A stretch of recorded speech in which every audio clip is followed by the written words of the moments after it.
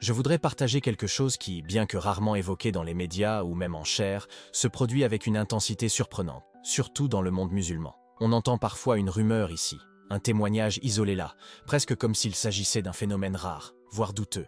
Mais ce n'est pas le cas. La vérité est que les musulmans se soumettent à Jésus-Christ en nombre inimaginable. Et non, ce n'est pas une exagération motivée par la ferveur religieuse. Au contraire, c'est une réalité souvent sous-estimée, négligée et étouffée. Il y a une action divine qui se produit silencieusement, aussi puissante qu'invisible aux yeux des médias. Mais ceux qui sont attentifs à l'œuvre de l'Esprit le savent. Un véritable renouveau est en train de se produire parmi des peuples qui semblaient auparavant inaccessibles. Et il ne s'agit pas de petits groupes isolés ni d'une minorité méconnue. Il y en a des centaines, des milliers, répartis dans diverses régions, du Moyen-Orient à l'Afrique, de l'Asie du Sud-Est à l'Europe, tous profondément enracinés dans l'islam. Et le plus impressionnant, c'est que ces conversions ne se limitent pas à des personnes peu instruites ou à une foi superficielle. Ce sont des hommes, des femmes, des jeunes, des personnes âgées, des érudits coraniques, des leaders communautaires, des personnes qui ont grandi et vécu selon les principes et les valeurs de l'islam toute leur vie, des personnes qui, soudain, ont vécu quelque chose de si profond et d'indéniable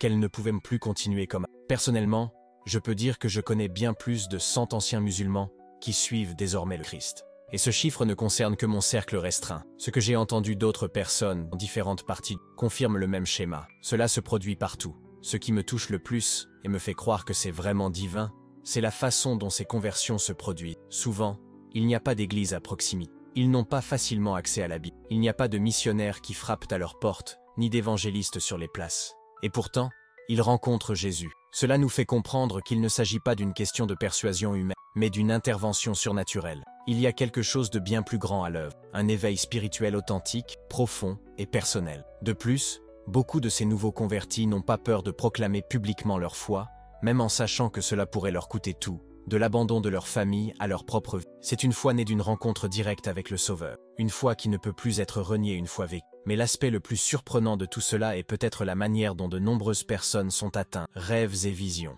Oui, vous avez bien lu. D'après mon expérience et celle de nombreuses personnes avec qui j'ai discuté, c'est la principale façon dont Jésus s'est révélé aux. Et ce ne sont pas des rêves déroutants ou excessivement symboliques. Ce sont des rencontres extrêmement vivantes, personnelles et détaillées, souvent accompagnées de messages et de conseils très précis.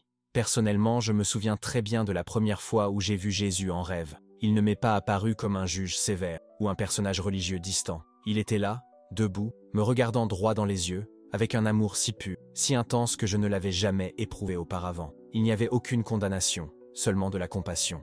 Quelque chose en moi a changé à cet instant. Et ce genre d'expérience n'est pas un cas isolé. Au contraire, parmi les dizaines d'ex-musulmans que je connais, la plupart ont vécu des expériences similaires. Nombre d'entre eux racontent avoir vu Jésus sur la croix, non pas comme le prophète honoré de l'islam, mais comme le Fils de Dieu, crucifié par amour pour l'humanité. D'autres ont vu des anges, des lumières, ou entendu une voix les appelant par leur nom. Mais le plus souvent, et de manière la plus transformatrice, c'est Jésus lui-même qui apparaît en rêve, souvent à plusieurs reprises, et appelle chaque personne par son nom, avec tendresse et autorité. Il ne s'agit pas d'un simple fruit de l'imagination ou d'un besoin émotionnel. Ces personnes ne cherchaient même pas une nouvelle foi, mais ont été surprises par une réalité spirituelle qu'elles n'imaginaient pas. Le plus étonnant est que ces rêves ne sont généralement pas de simples expériences mystiques. Ils sont accompagnés de directives pratiques. J'ai entendu plusieurs récits de personnes qui ont rêvé que Jésus leur disait d'aller à un certain endroit ou de chercher quelqu'un en particulier. Dans un cas, un homme a rêvé qu'il devait aller dans un magasin et demander « l'homme au livre blanc ». Arrivé sur place, il a trouvé un chrétien qui lui a tendu une. Dans un autre, une femme a rêvé que Jésus lui montrait un puits et lui disait « Là, tu trouveras de l'eau vive ». Le lendemain, elle s'est rendue au puits et a trouvé un groupe de chrétiens en prière qui l'ont accueilli. C'est plus qu'un rêve, c'est une direction divine. C'est comme si le Christ lui-même guidait chacun, pas à pas, en lui disant « Suis-moi, je suis le chemin ». Et ces rencontres ne laissent aucun doute. Ce ne sont pas des rêves fugaces, s'évanouissant au matin comme les autres. Elles persistent, elles transforment. Elles laissent une marque si profonde dans l'âme qu'il est impossible d'être à nouveau. Beaucoup disent qu'après le rêve, ils ne pouvaient plus dormir comme avant. Ils ne pouvaient plus répéter les prières qu'ils disaient machinalement. Quelque chose s'était éveillé en eux, quelque chose de réel, d'éternel. La soif d'en savoir plus sur ce Jésus grandit comme un feu dans leur. Même sans savoir par où commencer, ils savent qu'ils doivent le rencontrer à nouveau. Et ce désir les anime, les guide, les soutient. car une fois que l'on a rencontré le vrai Christ, il n'y a plus de retour en arrière. Ils savaient, avec une certitude inébranlable au fond d'eux-mêmes, une certitude inexplicable par la logique humaine, qu'ils venaient de rencontrer Jésus. Et à cet instant, quelque chose en eux s'est tout simplement aligné. C'était comme si tous les fils de leur âme avaient enfin trouvé. Cet homme apparu dans le rêve n'était pas seulement un prophète ou un personnage spirituel des récits anciens. Il était réel, il était saint, il était le Fils de Dieu. Ce regard, ce contact invisible, cette présence, tout indiquait quelque chose qui transcendait les explications religieuses que nous connaissions jusqu'alors. C'est pourquoi je vous invite à approfondir cette réalité. Que se passe-t-il exactement lorsqu'on fait ce genre de rêve? À quoi cela ressemble-t-il vraiment de voir Jésus pour la première fois, sans même savoir qui il était? Je peux vous l'assurer. Ce n'est pas une simple image symbolique qui surgit par hasard dans l'esprit de quelqu'un. Ces rencontres ne ressemblent pas à des rêves ordinaires, flous et oubliés quelques minutes après le réveil. Elles sont intenses, vivantes, transformatrices.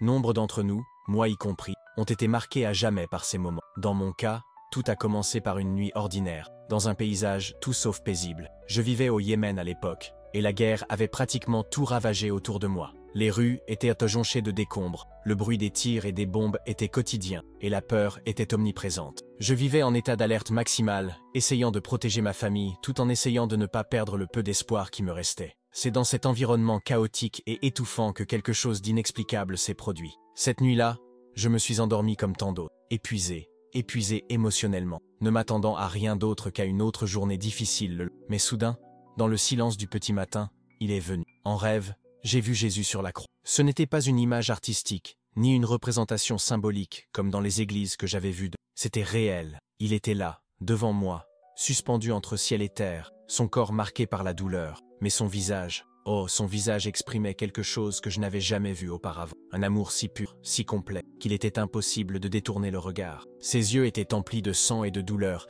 mais aussi de quelque chose d'encore plus profond. Une compassion si grande qu'elle m'a transpercé comme une flèche en plein. Il n'a rien dit tout de suite, mais son regard en disait long. Je sais ce que tu as traversé, je sais ce que tu as, et pourtant, je suis là. Ce regard m'a bouleversé. C'était comme si, l'espace d'un instant, toute ma culpabilité, mes péchés, mes mauvaises décisions et même ma colère envers Dieu avaient été balayées par ce seul regard. Ce n'était pas une condamnation, c'était un appel. Et j'ai compris, même sans un mot, il n'est pas trop tard. Je suis venu pour toi. Depuis, ma vie n'a plus jamais été la même. Et cette expérience n'est pas unique. Au fil des ans, j'ai discuté avec des dizaines d'ex-musulmans, et beaucoup m'ont confié que leur rencontre avec Jésus avait aussi commencé par un rêve comme celui-ci. Des rêves aussi vivants qu'une journée ensoleillée, où Jésus n'est pas seulement mentionné, mais révélé. Et il se révèle clairement, directement, avec amour et indéniablement. L'un d'eux, par exemple, m'a raconté que Jésus lui était apparu en rêve et avait dit, sans détour, « Je suis le Fils de Dieu ». Pour tout musulman, entendre cela, c'est comme voir le sol se fendre. Car,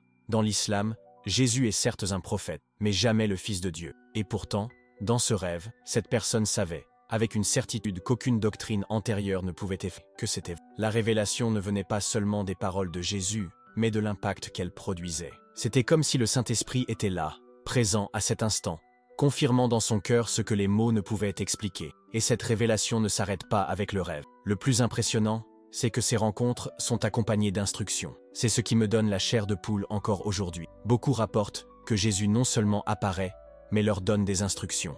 Il dit « Cherchez telle personne, allez à cette église, regardez cette chaîne ». Et étonnamment, lorsqu'ils obéissent, ils trouvent exactement ce qui leur a été montré. Ce sont comme de petits miracles qui s'enchaînent, des portes qui s'ouvrent les unes après les autres, les conduisant à la vérité de l'évangile. Je me souviens d'un ami cher qui avait fait un de ces rêves. Jésus lui apparut et lui dit « Demain, cherche l'homme à la maison bleue, il te montrera la vérité ». Il se réveilla, incertain de la marche à suivre, mais se sentit obligé d'obéir. Le lendemain, alors qu'il se promenait en ville, il aperçut une petite maison bleue dans une rue qu'il n'avait jamais remarquée auparavant. Plein de courage et de curiosité, il frappa à la porte. Un chrétien lui ouvrit. Après avoir entendu son témoignage, il pleura et dit « Nous avons prié pour quelqu'un comme toi ». Et ce fut le début de leur vie de disciples. Ce fut le début de leur véritable cheminement avec le Christ. Beaucoup d'autres racontent que Jésus les a orientés vers des chaînes YouTube chrétiennes, notamment celles qui partagent des témoignages de conversion d'anciens musulmans. Et en entendant ces histoires, quelque chose en eux s'enflamme, comme si une mémoire spirituelle oubliée commençait à se réveiller. Ils savent qu'ils ne sont plus seuls.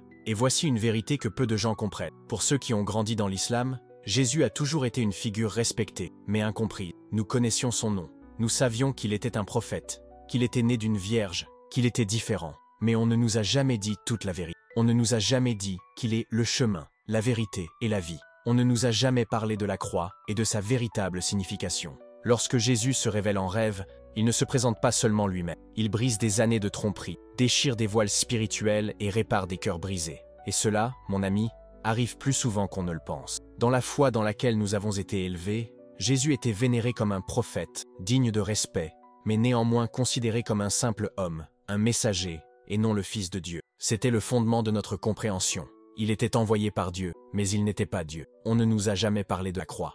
On ne nous a jamais parlé d'amour sacrificiel. Jésus n'était qu'un parmi tant d'autres. Mais après ses rêves, tout a changé. Les gens ont commencé à le voir complètement différemment. Ce n'était pas seulement un changement de perception intellectuelle. C'était comme si un voile se levait de leurs yeux spirituels. Soudain, Jésus n'était plus seulement le prophète Isaïe. Il était le chemin, la vérité, la vie. Cette révélation a tout bouleversé. C'était comme si les fondements de toute une vie de croyance s'effondraient devant une vérité nouvelle, plus profonde, plus vivante. Et la beauté est que cette révélation ne vient pas de livres ou de débats religieux, mais de rencontres personnelles avec le Christ lui-même. Pour de nombreux musulmans, ces rêves surviennent sans prévenir. Ils ne sont pas des réponses à des questions théologiques, ni le fruit d'une recherche délibérée. Ce sont des interventions divines, inattendues, submergentes. Jésus apparaît, tout simplement. Et lorsqu'il apparaît, impossible de les ignorer. Je me souviens d'un ami qui m'a dit « Je n'ai jamais pensé à Jésus, pas une seule fois, mais il m'est apparu ». La plupart de ces personnes n'avaient jamais prié pour sa venue. Beaucoup ignoraient même qu'il était possible d'avoir une relation avec. Mais soudain, il apparaît. Et non pas comme quelqu'un de distant. Il apparaît comme quelqu'un qui les connaît profondément. Les rêves sont intenses. Ils sont marqués par une présence qui parle directement au cœur. Ce qui n'était autrefois qu'une doctrine devient réel. Jésus, personnage lointain dans les textes, devient celui qui les appelle par leur nom. À leur réveil, ils ne sont pas seulement confus, leur cœur brûle. Ils ne doutent pas. Ils ressentent un désir irrépressible d'en savoir plus. Ils veulent le chercher. Ils veulent le suivre. Et ce qui m'impressionne le plus, c'est que cet impact ne s'estompe pas avec le... Ce n'est pas comme un rêve ordinaire qui s'estompe après le petit déjeuner. Ces rêves laissent une marque, une blessure sacrée dans le cœur, qui ne guérit que lorsque la personne découvre. J'ai vu cela se produire à maintes reprises, surtout dans des pays où le christianisme est sévèrement restreint, voire interdit. Dans beaucoup de ces endroits, aller à l'église est dangereux. Posséder une Bible peut mener à l'arrestation. Poser ouvertement des questions sur Jésus peut entraîner le rejet, voire pire. Pourtant, Dieu, dans son infinie bonté, choisit de se révéler à ces personnes dans des rêves et des visions. Il va là où personne d'autre ne... Il pénètre là où l'évangélisation traditionnelle ne peut pas. Et il le fait d'une manière personnelle et indéniable, car l'amour de Dieu ne connaît ni frontières géographiques ni religieuses. Je me souviens particulièrement d'une femme avec qui j'ai discuté. Elle vivait dans un quartier extrêmement conservateur, entouré de règles rigides et d'une culture dominée par la peur. Pendant des années, elle a cru que plaire à Dieu signifiait obéir à des règles contraignantes. Un jour, elle a fait un rêve. Jésus lui est apparu, a souri. Cela paraît simple, mais ce sourire l'a brisée intérieurement. Elle m'a dit avoir pleuré pendant des jours. Et ce n'était pas de la tristesse, c'était quelque chose qu'elle n'avait jamais ressenti auparavant, la grâce. Elle a dit que dans ce sourire, elle a vu qu'elle n'avait plus besoin de se cacher, qu'il y avait quelqu'un qui la connaissait parfaitement et qui l'aimait toujours. Elle a compris que Jésus n'était pas venu avec la condamnation, mais avec la rédemption. À partir de ce moment, tout a commencé à changer. Ses croyances ont commencé à s'effondrer. Elle a commencé à tout remettre en question, sa foi, sa culture, son identité. Mais c'est précisément dans ce processus qu'elle a trouvé la vérité. Ces histoires ne sont ni exagérées, ni légendaires. Elles se produisent aujourd'hui, en ce moment même, partout dans le monde. Et le plus extraordinaire, c'est qu'elles ne se produisent pas à travers de grandes campagnes d'évangélisation ou de campagnes religieuses. Elles se produisent silencieusement, intimement, de manière surnaturelle. Ce ne sont pas des hommes qui conduisent ces âmes au Christ. C'est Jésus lui-même qui les rejoint. Il frappe à la porte de leur cœur, et lorsqu'elle s'ouvre, même légèrement, il entre et transforme tout. Ces conversions ne sont pas des événements superficiels. Ce sont des rencontres avec la vérité. Ce sont des révélations qui changent le destin éternel d'une... Et presque toujours, tout commence par un rêve, un moment sacré où le ciel touche la terre et où l'éternité envahit la réalité. Et si vous demandez, mais que se passe-t-il? C'est la partie la plus difficile, et en même temps la plus... Car c'est là que le véritable voyage commence. Lorsqu'une personne se réveille et réalise qu'elle ne peut plus vivre comme avant, le processus de recherche commence. Elle demande, s'interroge, prie, même sans savoir comment prier. Et Dieu continue de se révéler, étape par étape. Pour ma part, je me souviens de m'être réveillé de ce rêve avec Jésus. J'étais stupéfaite. Je me suis redressé dans mon lit, le cœur battant, et je n'arrivais pas à me dire c'était réel. J'ai passé la journée en silence, revivant chaque détail, essayant de comprendre comment quelqu'un que je croyais ne connaître que comme prophète pouvait, en fait, être le Fils de Dieu. Pendant des années, j'avais entendu dire que Jésus était un homme bon, un prophète doué, un serviteur de Dieu. Mais là, dans ce rêve, j'ai su, sans l'ombre d'un, qu'il était Dieu incarné, qu'il était mon sauveur. Ce que j'ai vu dans ce rêve m'a laissé une impression durable, comme aucune autre expérience spirituelle ne l'aurait jamais fait. Ce regard était impossible à oublier. Il y avait quelque chose dans les yeux de Jésus, un mélange de compassion, d'autorité et d'amour, qui semblait transpercer mon âme. Il a souri. Mais ce n'était pas un sourire ordinaire. C'était comme si, par ce bref geste, il me disait « Je te connais, je sais tout de pourtant je t'aime ». C'est là, dans ce moment de silence, que j'ai compris que j'étais devant quelqu'un qui ne pouvait s'expliquer uniquement par les paroles que j'avais entendues tout au long de... Il était bien plus qu'un prophète, je le savais. Non pas parce qu'on me l'avait dit, mais parce que mon esprit le reconnaissait. C'était comme si chaque cellule de mon corps témoignait d'une vérité que mon esprit peinait encore à saisir. Et avec cette révélation, un choc m'a submergé. Une avalanche de questions et d'incertitudes m'a submergé. Avais-je eu tort depuis le début? Comment était-ce possible? Tout cela a conduit à des jours de confusion, où l'image de Jésus, sa présence, ses paroles et cet amour puissant m'accompagnaient comme une ombre sainte. Jusque-là, rien dans ma vie n'avait été comparable à ce moment. Aucune prière, aucune méditation, aucune lecture du Coran ne m'avait amené à quelque chose d'aussi réel, d'aussi vivant. Mais avec cette présence est venue la lutte. Le doute a commencé à éroder la peur m'a paralysé. Je me suis demandé si tout ce que je croyais était faux. Allah était-il vraiment celui que nous prétendions être? Jésus était-il vraiment le Fils de Dieu? Cela me terrifiait. J'avais grandi dans la conviction que suivre Jésus n'était pas seulement une erreur théologique, mais une trahison de ma foi, de ma famille, de mon identité. Mais ce rêve m'avait révélé quelque chose que je ne pouvais nier. Alors, j'ai commencé à me poser des questions, non pas aux autres, mais à moi-même. Je me suis remémoré chaque enseignement, chaque sermon, et tout semblait entrer en conflit avec ce que mon cœur percevait. Si Jésus était bien celui qu'il prétendait être, alors toute la structure de mes croyances antérieures avait été ébranlée jusqu'à ses fonds, et je n'étais pas seul dans cette lutte. Cette guerre interne est quelque chose que peu de gens en dehors du monde musulman comprennent. Elle va bien au-delà d'un simple changement de croyance. C'est une douloureuse déconstruction. Accepter que Jésus soit plus qu'un prophète est, en islam, une hérésie des plus graves. Dire qu'il est le Fils de Dieu est considéré comme un blasphème. C'est renier des siècles de doctrines et de traditions familiales. Et pourtant, c'est précisément ce que tant d'entre nous ont fini par croire, non par influence humaine, mais parce que nous avons été confrontés directement à la vérité, sous la forme de l'amour. Je connais l'histoire d'un homme, un ancien combattant de Daesh, qui a vécu ce conflit. Pendant des années,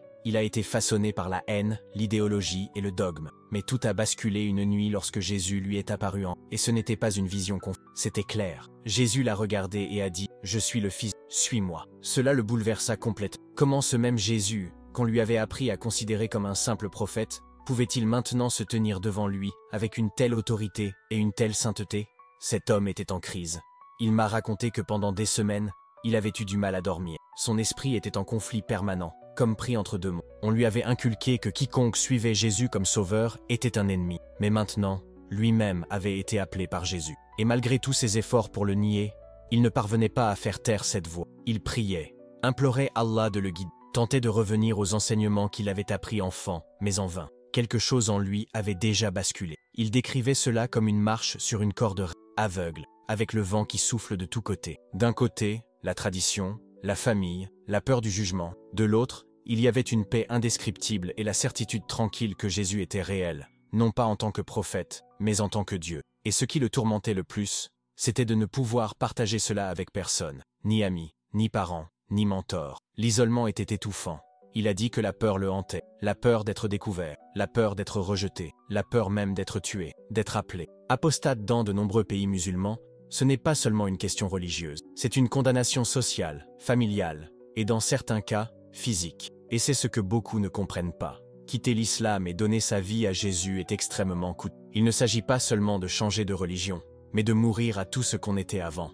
Et pour lui, c'était le plus grand combat, le silence, la solitude. Il m'a dit, je criais intérieurement, mais je ne pouvais pas ouvrir la bouche. Pourtant, malgré tout ce poids, il ne pouvait nier la présence de Jésus. C'était comme si le Saint-Esprit l'entourait jour et nuit, lui murmurant « Tu n'es pas seul, je suis avec toi ». Et même sans Bible, même sans connaître un seul chrétien, il a commencé à vivre une foi authentique, fondée uniquement sur sa rencontre Christ. Et cette guerre, ce combat intérieur, est quelque chose qui unit beaucoup d'entre eux. Ceux qui sont venus de l'islam et ont rencontré Jésus savent que la transition n'est pas facile. C'est une déconstruction identitaire totale. Le combat n'est pas seulement théologique, il est spirituel, émotionnel, culturel. Et pourtant, Jésus continue de nous appeler. Il ne s'attend pas à ce que nous comprenions tout d'un coup. Il nous rencontre simplement là où nous sommes et nous invite à le suivre. Ce que cet homme a vécu, je l'ai vécu aussi. Ce qu'il a ressenti, je l'ai ressenti aussi. Et je peux dire, en toute sincérité, lorsque Jésus vous touche, même si tout autour de vous tente d'effacer cette vérité, quelque chose en vous ne sera plus jamais le. Le monde essaiera peut-être de vous convaincre que ce n'était qu'un rêve, une simple émotion. Mais le cœur sait. L'âme reconnaît, la vérité du Christ est vivante, elle ne s'explique pas, elle transforme. Nous sommes souvent tiraillés entre ce que nous étions et ce que nous devenons. D'un côté, nous portons le poids de notre histoire, notre éducation, nos traditions, nos liens de sang et notre culture. De l'autre, il y a cet espoir nouveau qui s'enflamme, presque comme une flamme silencieuse mais persistante. Quand Jésus entre dans la vie de quelqu'un, il n'arrive pas avec condamnation ni exigence sévère, il ne pointe pas du doigt en disant « tu as tort ». Non. Il vient avec tendresse, il vient avec grâce, il vient avec pardon. Mais il est important de dire la vérité. Le processus n'est pas instantané. Ce n'est pas un simple avant et après. Ce n'est pas un simple basculement magique. La transition est lente, douloureuse et pleine d'incertitudes. Il y a un champ de bataille, un conflit entre l'ancien et le nouveau, entre le connu et l'inconnu. Ce n'est pas seulement une décision spirituelle, mais une rupture profonde avec tout ce qui nous donnait autrefois du sens. Et c'est effrayant. La peur devient une compagne constante. Il y a des jours où tout en vous a envie de se réfugier, car la pression culturelle est immense. Il ne s'agit pas seulement de changer de croyance, mais de renoncer à son identité, à son appartenance. La famille devient un lieu de tension, les amis, un champ de mine, la société, un risque constant. Dans certains endroits, le simple fait de déclarer croire que Jésus est le Fils de Dieu peut vous coûter votre liberté, votre sécurité, voire la vie. Et ce ne sont pas des menaces symboliques, elles sont réelles. Elles se ressentent dans le regard des gens, dans le silence pesant des conversations, dans la peur que quelqu'un le découvre. Chaque pas que vous faites sur ce nouveau chemin est lourd de conséquences. Car lorsque vous dites, ne serait-ce qu'à vous-même, que Jésus est le Fils de Dieu, vous savez au fond de vous que tout changera à jamais. Et pourtant, il y a quelque chose qui vous soutient, quelque chose qui brille au milieu des ténèbres, une paix. Cette paix est presque inexplicable. Elle n'a aucun sens aux yeux humains. Comment peut-on ressentir la paix en perdant tout ? Mais c'est ce qui arrive. Cette paix ne vient pas des circonstances, mais de la présence. Même lorsque tout semble s'écrouler, même lorsque l'angoisse nous serre la poitrine, une tranquillité murmure, tu n'es pas seul, je suis là. C'est ce qui transforme tout, car Jésus ne vient pas seulement par des mots, il vient par sa présence. Et même si cette présence n'est ressentie qu'un rêve, une pensée ou un moment de profonde silence, elle est assez puissante pour transformer. Il n'est pas seulement un sage maître, il n'est pas seulement un exemple. Il est le Sauveur, le Rédempteur. Celui qui descend au plus profond de nos peurs pour nous tenir par la main. Lorsque cette vérité commence à s'imposer, tout change. L'âme comprend enfin qu'elle a trouvé ce qu'elle a toujours cherché. C'est le véritable tournant. Cela ne se produit pas sur un autel, ni sous les projecteurs, mais au plus profond de l'âme. Quand le cœur comprend que la vérité n'est pas une idée, mais une personne. Quand l'âme réalise que Jésus n'est ni une invention, ni une imposition, il est la réponse. La réponse à toutes les questions, à toutes les blessures, à tout vide. Et dès lors, les décisions deviennent plus difficiles, certes, mais claires. Le monde peut essayer de nous retenir. L'ancienne vie appelle, les voix du doute hurlent. Mais quand on a vu Jésus, quand on a ressenti son amour, quand on a entendu sa voix, ne serait-ce qu'une fois, on ne peut plus faire comme s'il n'était pas réel. On peut même essayer de revenir en arrière, mais quelque chose en soi a déjà changé. Son âme est marquée, et il n'y a plus aucune satisfaction dans l'ancienne vie. On connaît maintenant la vérité, et la vérité nous lie. Le doute, la peur, la honte, ils tentent encore de nous emprisonner, mais on a vu la lumière, et elle ne s'éteint jamais. Dans mon cas, ce moment de révélation était à la fois magnifique et terrifiant. Lorsque j'ai compris que Jésus était vraiment le Fils de Dieu, mes pensées se sont mises à s'emballer. Qu'est-ce que cela signifie pour ma famille, pour mon avenir? Le poids de ces questions me paralysait. La joie de la découverte s'accompagnait d'une peur étouffante, car je savais que cette vérité ne serait pas célébrée par mon nom. Bien au contraire. Je savais que, pour ma communauté, ce que j'avais vécu était la pire offense possible. Je n'avais pas seulement changé d'avis, j'avais trahi tout ce qui nous définissait en tant que peuple, en tant que foi, en tant que famille. Et cela me faisait mal, car j'aimais ma famille, j'aimais ma culture. Mais je ne pouvais plus nier ce qui s'était passé. Renier Jésus, c'était me renier moi-même. Pendant des jours et des nuits, je me suis débattu avec moi-même. J'ai pleuré, je me suis tu, j'ai prié.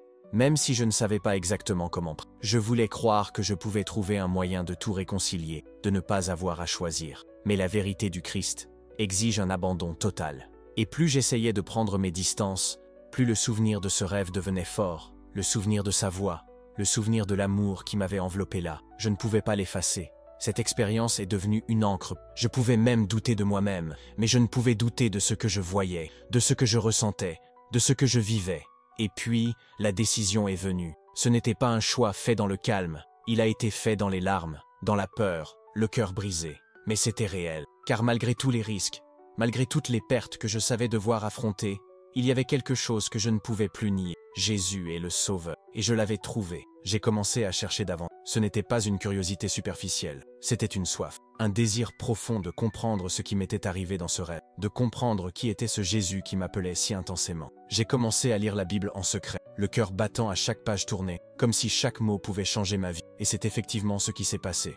Quand je le pouvais, je rencontrais d'autres croyants lors de réunions secrètes, dans des maisons cachées, presque comme une église clandestine. Ce n'était pas facile. Chaque rencontre comportait le risque d'être découvert, mais aussi la promesse d'une révélation supplémentaire. J'ai commencé à rencontrer des gens qui avaient déjà franchi la ligne que je me trouvais maintenant confronté. C'étaient d'anciens musulmans comme moi, mais différents.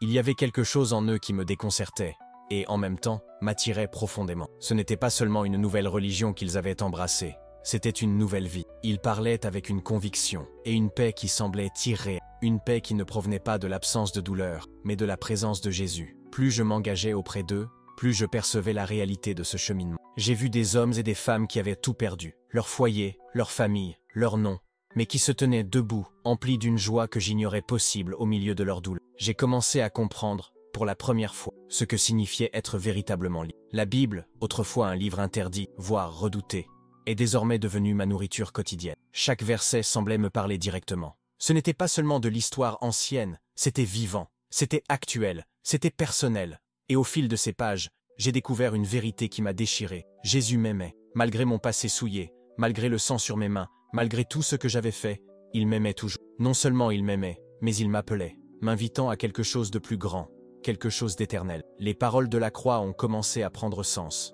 Sa souffrance était pour moi, son pardon était pour moi. Mais à mesure que cette vérité prenait racine, la peur commença à m'envahir. Ce n'était pas n'importe quelle peur, c'était la terreur de tout perdre et de perdre tout le monde. La peur que ma mère la prenne. Elle, si pieuse, si inébranlable dans sa foi, si respectée dans la communauté. Le simple fait d'imaginer ses yeux se remplir de larmes, ou pire, de déception, me brisait le cœur. L'idée d'être considérée comme une traîtresse, d'être rejetée par mes frères, mes oncles, ma grand-mère, me paralysait. Parfois, je me réveillais au milieu de la nuit, le cœur battant, couverte de sueur, comme si mon âme était tiraillée dans des directions opposées. Et pourtant, au milieu de ce chaos, un calme s'installait. Ce n'était pas naturel, c'était surnaturel. C'était comme un doux murmure, comme si quelqu'un me disait, au plus profond de mon cœur, « Fais-moi confiance, tu n'es pas seul. » Cette paix était la présence de Jésus, et elle me soutenait quand rien d'autre ne le pouvait. C'est durant cette période mouvementée, encore marquée par les doutes et les peurs, que j'ai rencontré un homme qui allait changer ma vision des choses à jamais. C'était un ancien musulman, converti il y a des années, qui vivait maintenant au Royaume-Uni. Son histoire était presque incroyable. Il avait fui son pays sous la menace de mort, après que sa propre famille eût tenté de l'expulser pour avoir confessé Jésus. Son visage portait des cicatrices physiques, certes, mais c'était ses yeux qui en disaient long. Il brillait, non pas d'amertume ou de traumatisme, mais d'une chose rare, un véritable espoir. Nous étions assis ensemble, et il m'a parlé comme quelqu'un qui comprenait chacune de mes difficultés sans que j'aie besoin de lui expliquer quoi que ce soit. Ce n'est pas facile, mais c'est la meilleure chose que tu puisses faire. Il m'a raconté le jour où il a quitté la maison avec rien d'autre qu'une Bible cachée dans sa poche et le cœur rempli de doute, mais aussi de foi. Cela vaut chaque larme, a-t-il dit. Car au final, ce que tu gagnes en Christ, personne d'autre ne peut te le. À cet instant, quelque chose en moi s'est brisé. Je savais ce que j'avais déjà vu Jésus, j'avais déjà entendu sa voix, j'avais déjà ressenti son amour. Le renier maintenant serait me mentir à moi-même. Alors j'ai pris ma décision, non pas avec euphorie mais avec révérence. Pas facilement, mais courageusement. J'ai renoncé à l'islam et j'ai déclaré ma foi en Jésus. Pas secrètement, pas seulement dans mon cœur, mais avec des mots, avec conviction.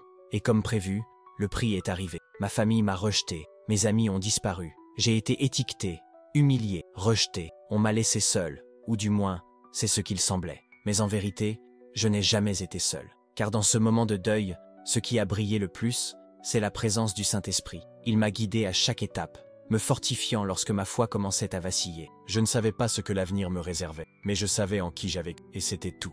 Après avoir pris la décision de suivre Jésus, plus rien n'est resté comme avant. C'était comme franchir une porte sans retour. Quelque chose en moi avait tellement changé que je ne connaissais plus. Ce n'était pas seulement un changement de croyance, c'était comme si un nouvel être était né en moi. J'avais cessé de simplement vivre, et maintenant je commençais à vivre vraiment. Mais cette nouvelle vie avait aussi un prix élevé.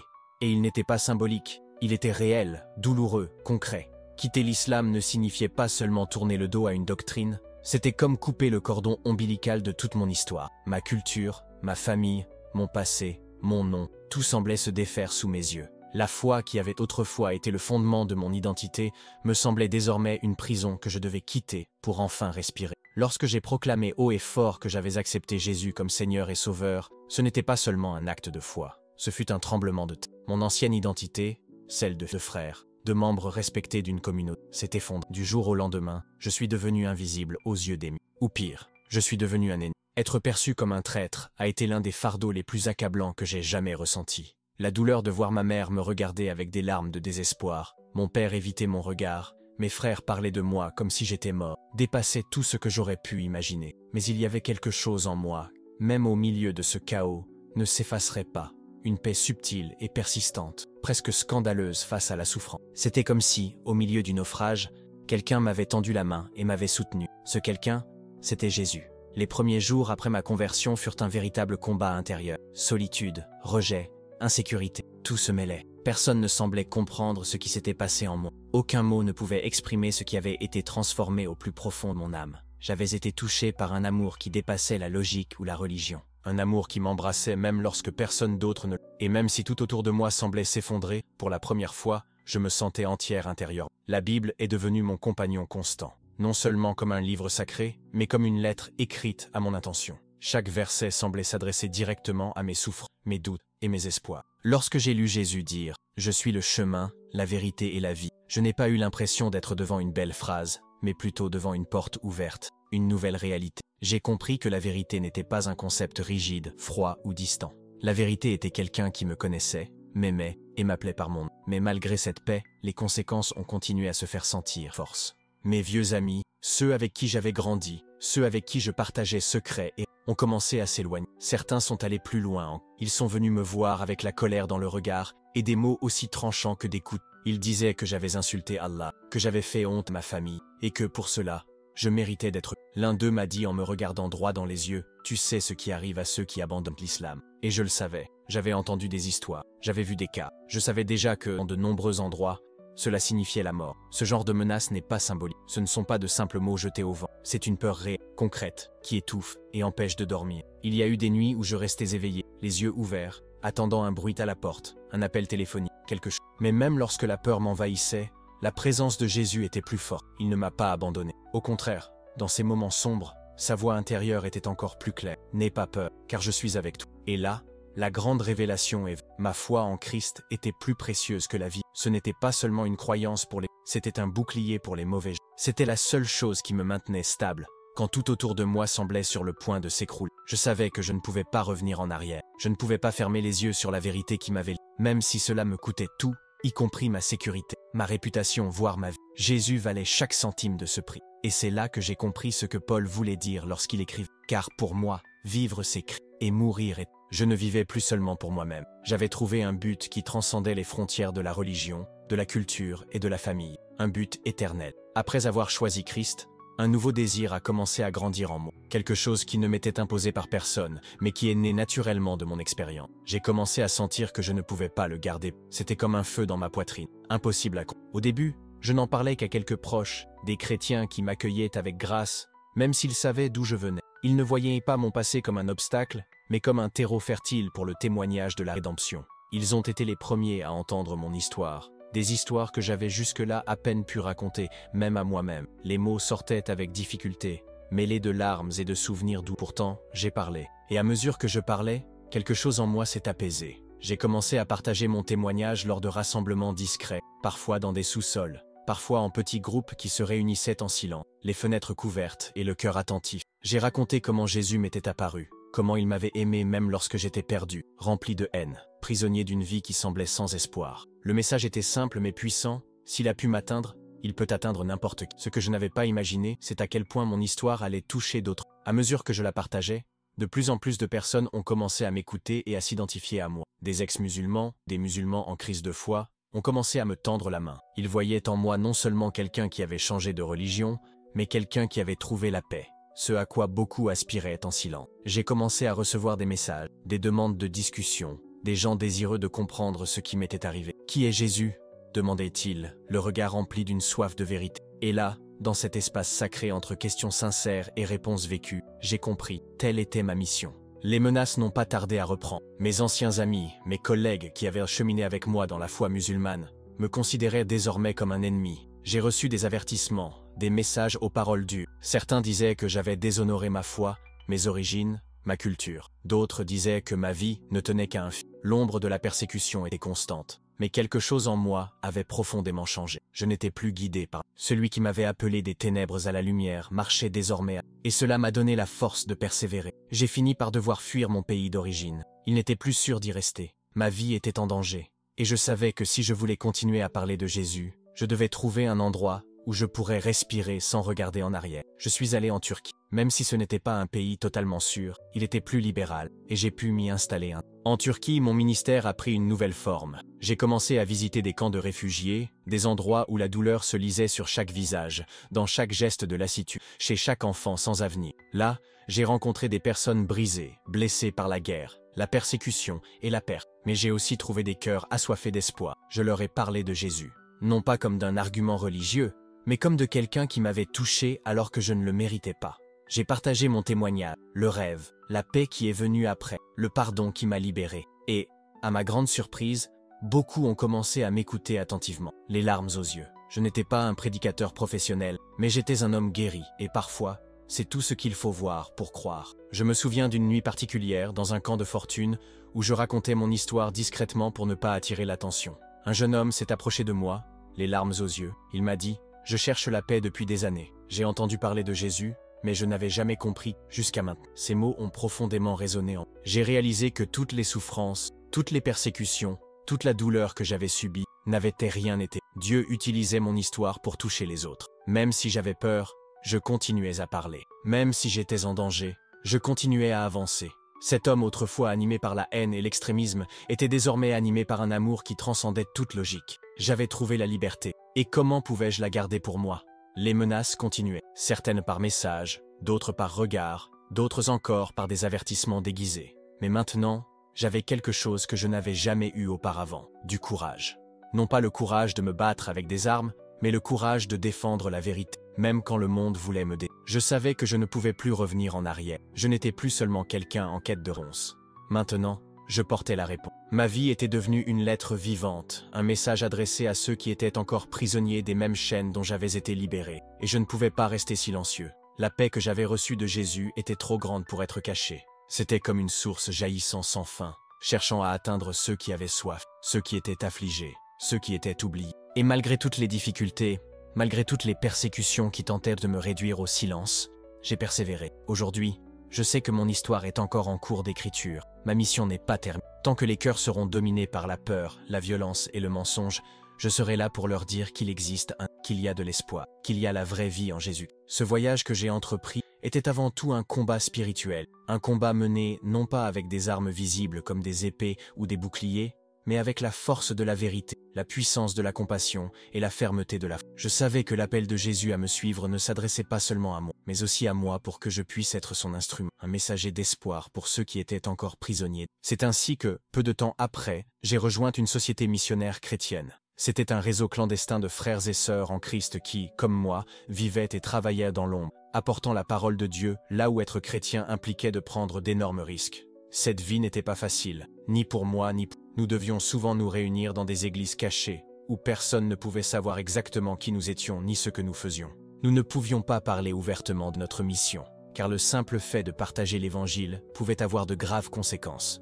Malgré cela, le risque ne m'effrayait plus autant qu'avant. J'avais déjà ressenti le prix du disciple. J'avais perdu ma famille, ma maison, mon ancienne identité. Mais en retour, j'ai reçu quelque chose que je n'aurais jamais cru possible. Une force intérieure venue de Jésus, une paix qui... Ma première mission m'a emmené bien au-delà des frontières du Moyen-Orient. J'ai été envoyé dans un pays où le christianisme était interdit, où porter une Bible dans sa poche pouvait coûter la vie. Pourtant, je n'ai pas hésité. J'avais déjà affronté la mort de plus près que beaucoup ne l'imaginent. Et je savais que ce qui comptait vraiment, c'était que les gens connaissent l'amour du Christ. Ma mission était d'aider ceux qui étaient encore prisonniers des ténèbres à retrouver la même paix qui avait transformé. Les journées passées dans ce pays étranger furent pleines d'épreuves. J'étais constamment confronté à la peur d'être découvert, au risque de persécution, à la solitude d'être loin de tout ce que je connaissais. Mais au milieu de tout cela, j'ai vu quelque chose qui m'a donné de l'espoir. Chaque fois que je parlais, que je partageais mon histoire, ou que je priais avec quelqu'un, je ressentais un véritable changement. Dans le regard des gens, je voyais la même lumière qui brillait autrefois en moi. C'est à ce moment-là que la vérité a commencé à se révéler, qu'ils ont compris que Jésus n'était pas seulement un homme, ni n'importe quel prophète, mais le Fils de Dieu, le Sauveur, le Rédempteur. Un jour, je me suis rendu dans un village isolé, un endroit où peu de chrétiens osaient s'aventurer. J'y ai rencontré un homme dont la vie était marquée par la peur. Peur des conséquences, peur du rejet, peur d'abandonner les traditions qu'il avait façonnées. Il avait grandi dans une culture qui nous enseignait à mépriser tout ce qui était occidental et qui considérait la foi chrétienne comme... Mais lorsque j'ai commencé à lui raconter mon histoire, le rêve où Jésus m'avait appelé, la paix que j'avais trouvée même quand tout semblait perdu, j'ai compris le combat qu'il attendait dans son cœur. Il voulait croire, mais la barrière du passé était trop grande. Je l'ai regardé dans les yeux et lui ai dit « Peu importe ce qu'on t'a dit toute ta vie, ce qui compte, c'est ce que tu crois maintenant. Jésus est là, devant toi, et il t'aime profondément. Il peut t'apporter une paix que personne d'autre ne peut t'offrir. » Après des heures de conversation, de larmes et de prières partagées, l'homme a finalement murmuré « Je veux cette paix, je veux ce que tu as. » C'est à cet instant,